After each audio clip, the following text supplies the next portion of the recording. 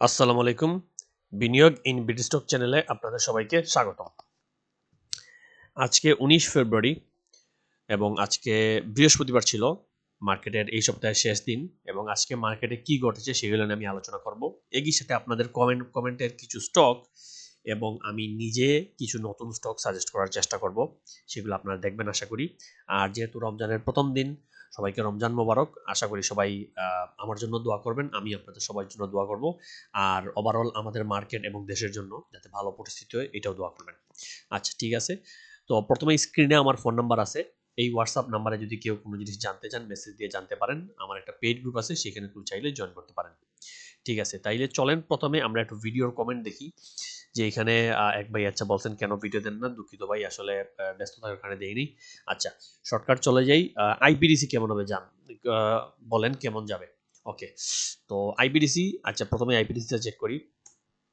IPDC দেখেন এখানে খুব সুন্দরভাবে এই ট্রেন্ড লাইন মেনটেন করে করে নামছে। এখন এইগুলো জায়গায় কি করা যায়, আমরা এইগুলো জায়গায় কি করি দেখেন, যখন এইখানে সেল দেওয়ার পর নামে আমরা সঙ্গে সঙ্গে বাই করি না। দেখা যায় কি এখানে নামার পরই সবুজ ক্যান্ডেল হলে অনেকে বলেন ভাই বাই করে ফেলি, আজকেই কিনে ফেলি, আজকেই মনে বেড়ে যাবে, কিন্তু আমরা কিন্তু তখন কিনি না। একটা সেল সিগন্যাল আসার পর যখন নিশ্চিত একটা বাই সিগন্যাল আসবে না, তখন আমরা কিনবই না। হইতে পারে এখান থেকে নেমে আবার উঠে গেছে, সমস্যা নেই, হইতে পারে এখান থেকে নেমে আবার এটা উঠে গেছে, উঠে উপরে চলে গেছে, ঠিক আছে, ওইটা মিস। তখন ওইটা মিস, তখন আমরা ওইটা বাদ দিয়ে নতুন আরেকটা দেখবো। কিন্তু যতক্ষণ আমরা নিশ্চিত হবো না, এই জিনিসটা বুঝেন, টেকনিক্যাল অ্যানালিসিস এই মার্কেটে মিনিংটা হচ্ছে কি, আমরা যে জায়গায় নিশ্চিত হবো, যে জায়গায় আমাদের সম্ভাবনা বেশি, ওইগুলো জায়গায় ট্রেড করবো। সো একইভাবে এখান থেকে যখন নামতেছে, আমার মনে আছে এখানে অনেকে কিনছেন, এখানে অনেকে কিনছেন, কিন্তু আলটিমেটলি কি হলো, নামতে নামতে অনেক নিচে চলে আসলো। তো এইখান থেকে যখন আবার উঠছে, ঠিক আছে সমস্যা নাই, এটা এই জায়গায় আমরা কিনবো না, আমরা অপেক্ষায় আছি একটা ব্রেকআউট দিবে। সো এই প্যাটার্ন মেনটেন করে দেখেন খুব সুন্দর করে, এই প্যাটার্নের মধ্য দিয়ে নেমে নেমে এইখানে এসে যখন এই জায়গায় এসে কনফার্ম করছে সে মানে উঠবে, ব্রেকআউট দিছে, তো এই জায়গাটি ছিল তার বাইং পয়েন্ট। এইখানে বাই করলে সবচেয়ে লাভ উচিত, টেকনিক্যালি এই জায়গাটা হচ্ছে বাই করার জায়গা। ইনফ্যাক্ট শুধু এইখানে না, এই জায়গায় একটা সবুজ ক্যান্ডেল দিয়ে আবার নেমে আসছে। সো প্রমাণ এখানে সে বলতেছে যে আমি উঠার চেষ্টা করতেছি, একটু নজর রাখো। তখন থেকেই আমি নিজেও এটা নজর রাখছি। তো এই জায়গায় ছিল বাইং পয়েন্ট, বাই করতে পারলে এটা হচ্ছে ভালো জায়গা। এবং টার্গেট কোন জায়গায় ধরবেন, যদি আপনি ইনিশিয়াল প্রথম টার্গেট ধরেন, তাহলে প্রথম টার্গেট আপনার হওয়া উচিত এই জায়গা, এই যে 24-25 জোন, এইটা হচ্ছে ইনিশিয়াল সেলিং টার্গেট। 24-25 এটা হচ্ছে ইনিশিয়াল টার্গেট, যেটা আমি মনে করি এখানে কয়েকদিন সময় নিবে, কয়েকদিন কি হয়তো মাসখানেকেও নিতে পারে। স্টক তো সঙ্গে সঙ্গে কিনলেই পারে না, কিন্তু যদি আপনি 20 টাকাও এই স্টকটা কিনে হোল্ড করতে পারেন, 20 টাকা কি আর একটু নিচে ধরলেন কিনা, আমাদের মনে 19.50 কিনা, যদি 20 টাকাও কিনেন, তাইলে এই স্টকটা আপনারা দেখেন এইখানে কিন্তু 25 থেকে 30% পেয়ে যাবেন। 25%, মিনিমাম 25%, মানে আপনার 1 লাখ টাকায় 25,000 টাকা, কম না, এটা কিন্তু বড়।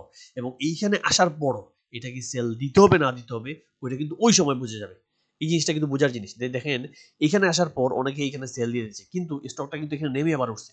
তো এখানে দুইটা জিনিস, একটা হচ্ছে সেল দিয়ে আবার যদি কিনতে পারেন ভেরি গুড, আরেকটা জিনিস হচ্ছে এখানে আপনি হয়তো বুঝতেছেন যে এটা কিন্তু থামবে না। যেমন আমরাও জানতাম যে 20 টাকায় আসলে স্টকটা থামার কথা না, এবং ঠিকই যেটা হলো সেটা শেষে 24-25 পর্যন্ত গেল। তো একইভাবে এইখানে থামবে কিনা এটা ওই সময় বোঝা যাবে। আচ্ছা, ঠিক আছে। পরবর্তী স্টক হচ্ছে যেটা শাহিন ভাই উনি নিজে একটা বলছেন, লঙ্কা বাংলা বলেন। আচ্ছা ঠিক আছে, লঙ্কা বাংলা আপনারা বলে দেই।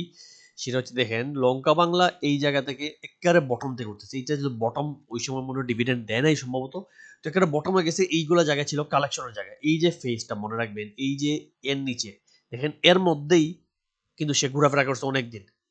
তো যখনই এখানে ধাক্কা খেয়ে উঠলো, উঠার পর আবার যখন নেমে আসলো, তখন থেকে উচিত ছিল কালেকশন করা। স্পেশালি এই যখন বটমে আসছে, এই জায়গাগুলো হচ্ছে এখানে কত টাকা, এটা 12 টাকার জায়গা হচ্ছে কালেকশন পয়েন্ট।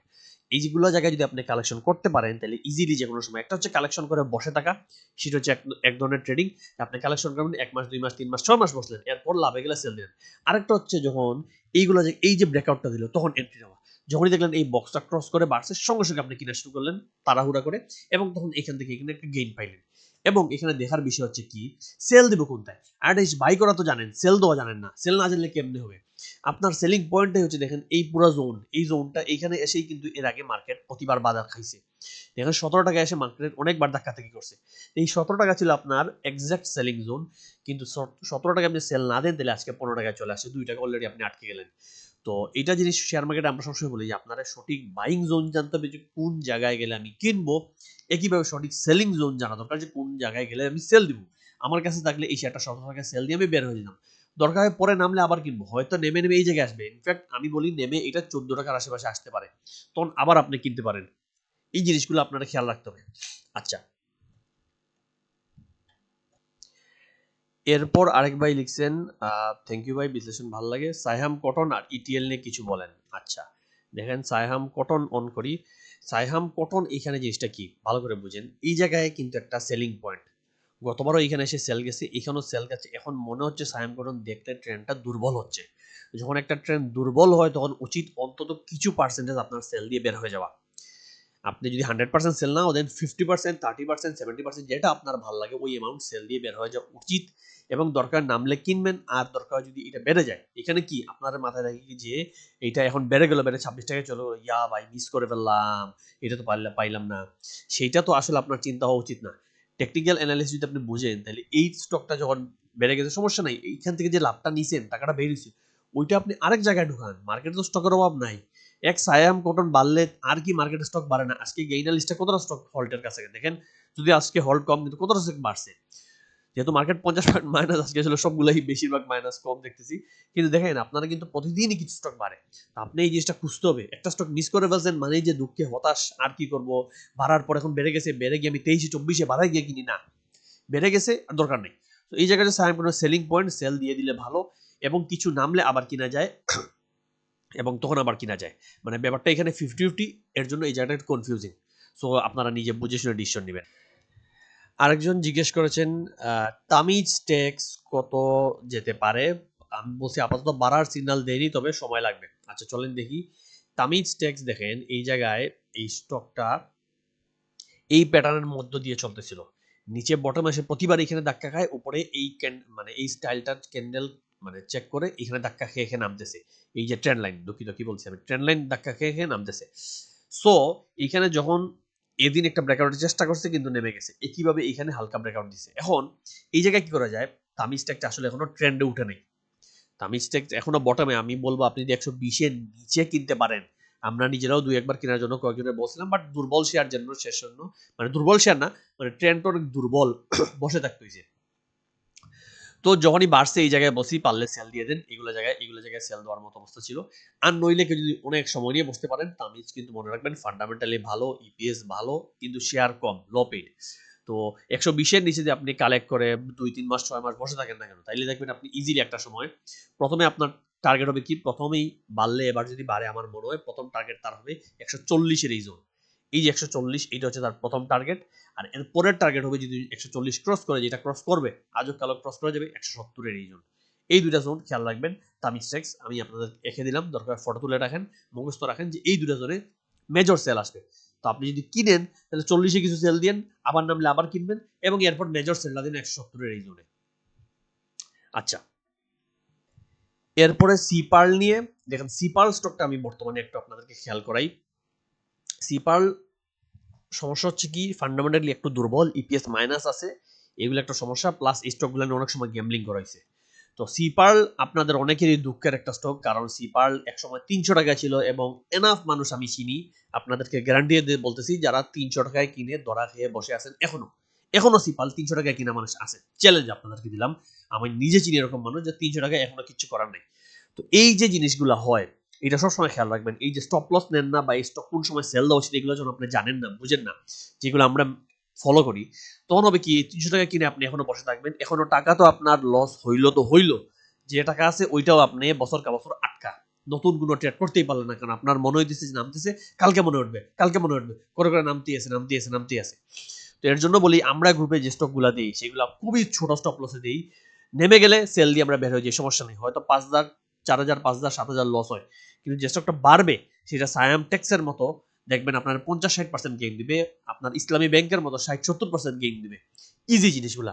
নাবানা ফার্মা ফান্ডামেন্টাল স্টক দেখেন 49 টাকায় কিনা, এর আগে আমি ভিডিওতে দেখাইছি, এখন অলরেডি 65 টাচ করে নামতেছে, মানে ফান্ডামেন্টাল স্টকে কিন্তু লাভ করা যায় যদি আপনি খেয়াল রাখেন, সঠিক জায়গায় এন্ট্রি নিতে পারেন। আচ্ছা ঠিক আছে, এখন সি পার্ল এই জায়গাটা আসলে কিনার জায়গা, সত্যি কথা আপনারা বলি, সি পার্ল এই জায়গায় নিশ্চিত বাড়বে এরকম টেকনিক্যালি আমাকে সিগন্যাল দিচ্ছে। কিন্তু সমস্যাটা হচ্ছে সি পার্লে কোন জায়গায় এখনো ডিভিডেন্ড ডিসবার্স করেনি, আমি যতটুকু জানি, ভুল হলে প্লিজ কমেন্টে আমাকে জানাবেন। এখনো আমি যতটুকু জানি ডিভিডেন্ড ডিসবার্স করেনি, আর যেহেতু আমার কাছে নাই, সো ডিসবার্স করলেও আমি জানবো না। তবে যাদের কাছে আছে সি পার্লটা, দেখিয়ে তো আপনার কাউরে ডিভিডেন্ড কি দিচ্ছে নাকি, যদি দিয়ে থাকে তাইলে হইতে পারে কয়দিন পর দিয়ে ক্যাটাগরি ঠিক থাকবে, কিন্তু ডিভিডেন্ড যদি না দেয় তাহলে কয়েকদিন পর হঠাৎ মাসখানেক পর এটা জেডে নিয়ে যেতে পারে।